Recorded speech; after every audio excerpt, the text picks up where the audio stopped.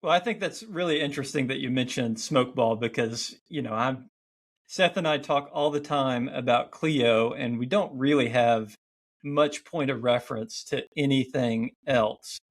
And I Right. know that I've talked to you about Clio a lot, and I tried to get you to accept my referral on Clio, and you didn't accept it.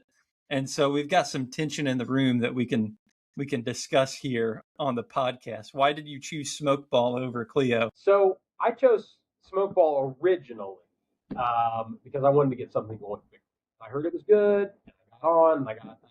I don't know. I don't know where this word came from. I find it to be a bit ridiculous, but maybe it's just a word that everybody else uses. I got onboarded, or there's onboarding. I don't. Whatever. I'm a different cat when it comes to a lot of things about word usage, but so I got with them. Then from the time I started using it, I was just like, wow, this is great. I like being able to have all of my files in one place. Which, by the way, I still do use paper files. Uh, I'm a bit of a dinosaur, I think, when it comes to that.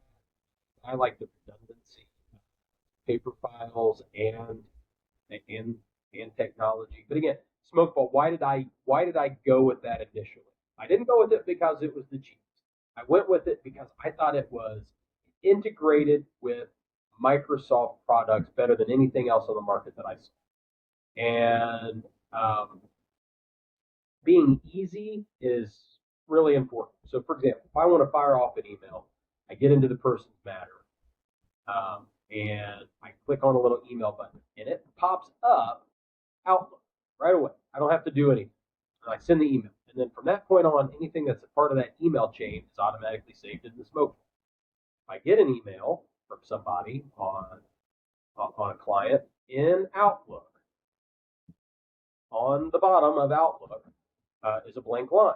And all I do is start typing the person's name, and then it pops up a list of all the people who might have those first same three letters or whatever the case might be, and I go and I find it, and it automatically attaches. So it's very easy to do that.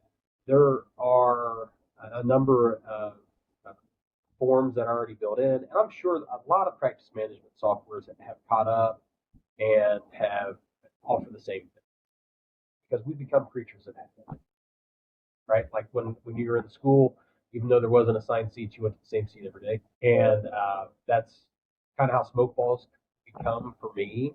And it's not inexpensive. And I'm going to say that again, but I feel like it's a superior product. So I've been up for renewal a couple of times.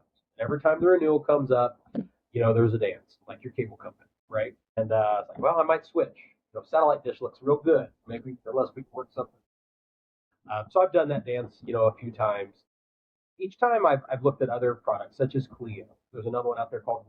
Those two were the only two that I really seriously considered, other than Smokeball. But I just kept coming back to the functionality, the comfort, of course, um, and because I do criminal defense, so much of my work is flat fee. And I'm sure that you guys with Clio and other products have this, but one of the things that Smokeball does that's tremendous is the auto time or time finder. I don't know if your all's product does that, but if I'm working on a client X, if I'm working on their file and I go in and I type up an email and I have their matter open, and I open a document, I do these things in the matter, and I go to a little time find feature, hit the button.